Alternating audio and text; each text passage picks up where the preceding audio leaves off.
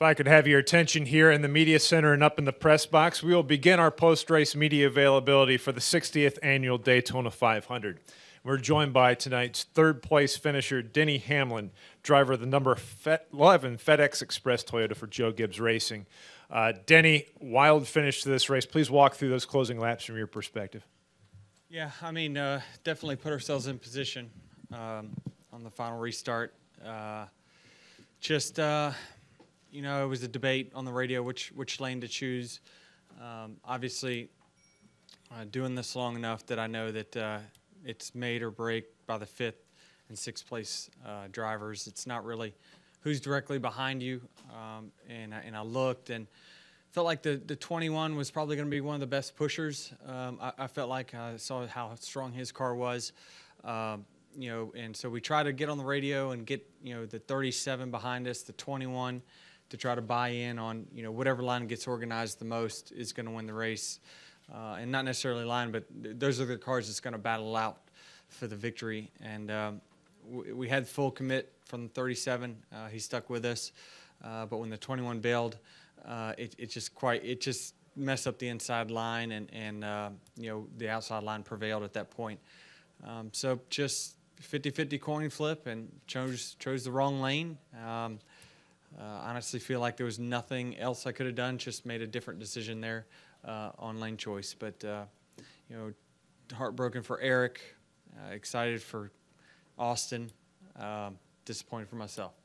Okay, we're going to open the floor up for questions. If you have a question for Denny, please raise your hand. We will get a wireless microphone to you. We're going to start with Mike, then go to Joseph.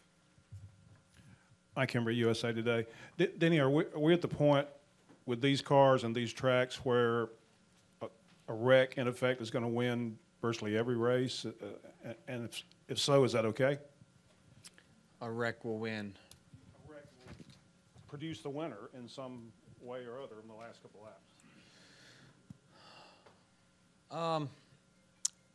You know, I don't know when the last time a Speedway race has been won off someone getting into another competitor, but certainly as big as with this aero package, as big as the holes are getting punched in the air, it's certainly almost inevitable that, you know, there'll be some kind of contact for the lead late in the race, which some could argue that's a good thing, some a bad thing. You know, it just depends on what end you are. If you're in the stands, you probably love it. So it's exciting, but you know, it's very strategic. It also took out a lot of really good cars today, but you know, we're the ones driving it. You know, they're not making us make the mistakes that we're making. So I think it's okay. I wouldn't, you know, panic and change anything.